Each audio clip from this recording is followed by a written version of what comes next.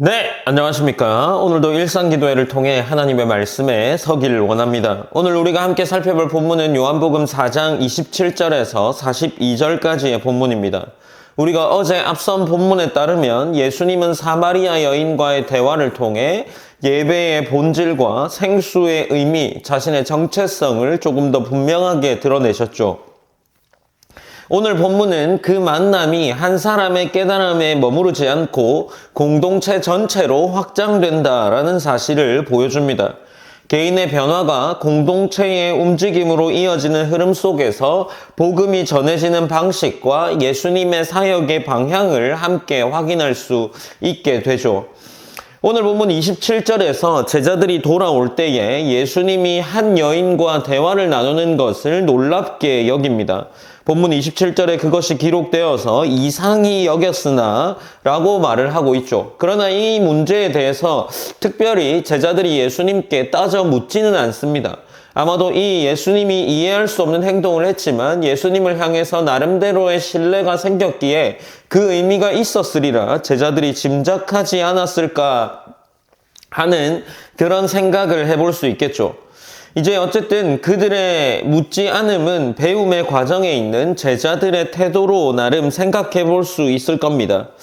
이제 예수님을 향해서 이러한 일들이 일어나고 28절에서는 여인이 물동이를 버려둔 채로 마을로 들어가는 장면이 기록되어 있습니다. 이 장면은 어떤 의미를 가진다라고 할 수 있는데 여인이 우물가에 나온 이유는 그녀가 물을 기르기 위함이었겠지만 이제 그녀의 관심사는 물을 기르는 것이 아니라 다른 곳으로 옮겨진 거죠. 물동이를 내려놓았다라는 표현은 이 목적이 새로운 만남 앞에서 상대적으로 작아졌음을 보여줄 수 있습니다. 그녀는 자신이 경험한 일을 숨기지 않고 사람들에게 전하고 이제 내가 행한 모든 일을 말한 사람을 와서 보라라는 말을 해서 경험을 통해 이 복음이 전해진다는 사실을 보여주고 있는 겁니다. 복음이 전해지는 이 가장 기본적인 방식이 무엇인지를 보여주죠. 어쨌든 이 복음은 자신의 논리적인 완전한 이해, 그것을 넘어서 예수 그리스도와의 실제적인 만남의 그 출발점이 된다는 것을 이야기합니다. 이제 31절부터 34절까지에서의 장면은 다시 예수님과 제자들의 대화로 전환되고 있죠. 제자들은 예수님께 음식을 드시라라고 권하지만 예수님은 이렇게 이야기를 합니다. 내 양식은 나를 보내신 이의 뜻을 행하며 그의 일을 온전히 이루는 것이다 라고 말씀을 하시는 거죠. 그러니 지금 이 제자들이 말하는 양식은 육적인 배고픔을 채워줄 수 있는 양식이라면 지금 예수님이 말하는 양식은 육적인 배고픔의 음식이 아니라 삶의 동력과 목적, 곧 영적인 양식이 삶의 목적이 될 수 있다라는 것을 이야기하는 거죠. 예수님은 육체적 필요를 무시한 것이 아니라 자신의 존재를 움직이는 더 근본적인 이유가 음식이 아니라 하나님의 뜻에 있다라는 것을 드러내고 있는 겁니다. 제자들은 여전히 눈앞의 필요에 집중했지만 예수님은 지금 이 순간에도 하나님의 구원의 일이 진행되고 있음을 보고 계셨던 겁니다. 이제 35절부터 38절까지의 말씀은 예수님은 추수의 비유를 통해 제자들의 시선을 넓혀 나가고 있습니다. 눈을 들어 밭을 보라라고 예수님이 말씀하셨고 이 눈을 들어 밭을 보라는 35절의 말씀은 이 단순히 농사의 비유를 말하는 것이 아니라 영적인 통찰이 필요한 이야기입니다. 제자들은 아직 넉 달이 남았다고 생각했지만 예수님은 이미 추수할 때가 되었다라고 선언하시는데 이는 구원의 역사가 인간의 계산보다 하나님의 계획 속에서 진행된다라고 선언하고 계시는 거죠. 이는 구원의 역사가 그렇게 우리의 뜻과는 무관하게 진행될 수 있다라는 사실을 보여줍니다. 씨 뿌리는 자와 거두는 자가 함께 기뻐하게 된다라는 이 말씀은 복음을 전함에 있어서 이 복음이 한 사람의 공로가 아니라 여러 세대와 사람을 통해 이어지는 하나님의 일이라는 사실을 이 본문이 보여주고 있는 겁니다. 제자들은 이미 준비된 밭에 들어가 거두는 자로 부름받은 것이죠. 이제 39절에서 42절에서는 사마리아 사람들의 반응이 기록되어 있습니다. 처음에는 여인의 증언 때문에 예수님께 나아왔지만 그들은 예수님의 말씀을 직접 듣고 더 깊은 믿음에 이르게 됩니다. 오늘 본문 39절 말씀에 보면 여자의 말이 내가 행한 모든 것을 그가 내게 말하였다 증언하므로 그 동네 중에 많은 사마리아인이 예수를 믿는지라. 그리고 40절입니다.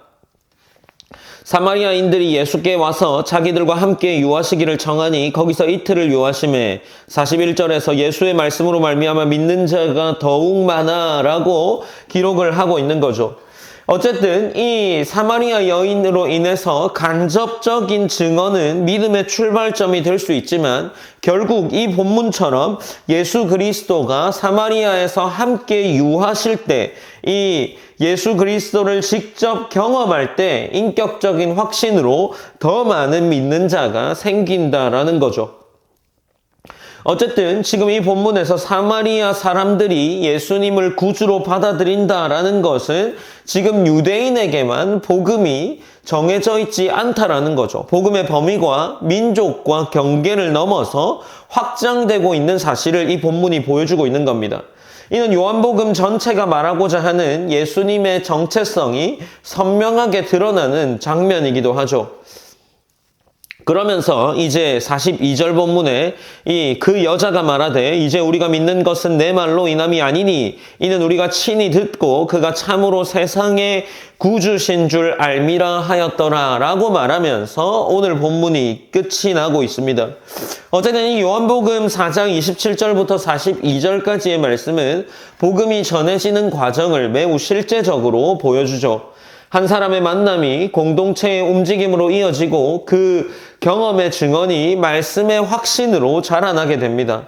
예수님은 한 여인을 통해 한 마을을 만나셨고 일상의 자리에서 이 사마리아인들에게 하나님의 나라를 확장해 나가시죠. 이 본문은 우리에게 묻습니다. 우리는 복음을 완벽하게 이해하려고 하기보다 또 완벽하게 설명하려고 애쓰기보다 예수님을 만난 사실을 삶으로 나누고 삶으로 나누고 있는지를 돌아보게 하는 거죠. 하나님은 우리의 부족한 언어와 작은 증언을 통해서 충분히 일하고 계실 겁니다.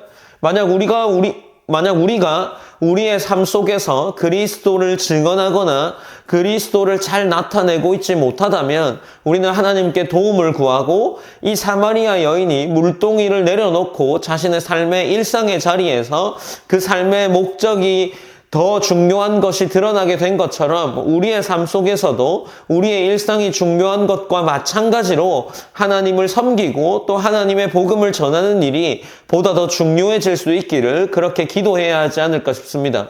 우리가 함께 기도할 때 이 복음을 전할 수 있는 자의 모습이 되기를 기도하시고 또한 함께 기도할 때 예수님의 사역의 방향이 보다 넓어졌던 것처럼 우리 일상 속에서도 그리스도를 증언하는 삶을 살아낼 수 있기를 기도합시다. 또한 그리고 다른 사람의 말에 머물러서 우리의 신앙을 키워나가는 것이 아니라 나의 경건과 나의 기도의 제목들을 통해서 하나님의 말씀을 직접 듣고 확신하는 믿음이 되기를 기도했으면 좋겠습니다. 우리가 이렇게 기도의 제목들을 통해서 오늘도 기도하시고 오늘 하루를 하나님의 은혜 안에 풍성하게 살아내기를 바라겠습니다. 제가 기도함으로 일상기도회를 마무리하겠습니다. 사랑의 하나님 감사합니다. 하나님 우리가 오늘도 일상기도회를 통해서 하나님께 은혜를 나누며 또 은혜를 고백하며 나아갑니다.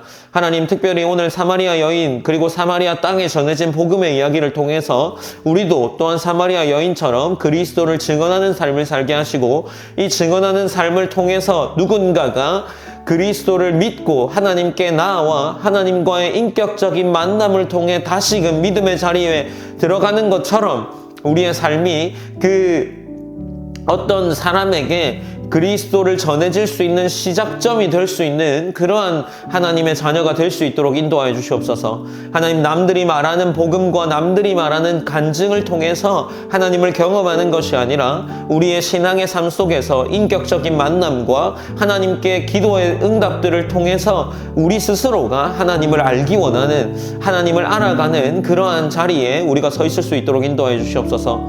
모든 영광 하나님께 올려드리며 살아계신 예수님의 이름으로 기도드립니다. 아멘.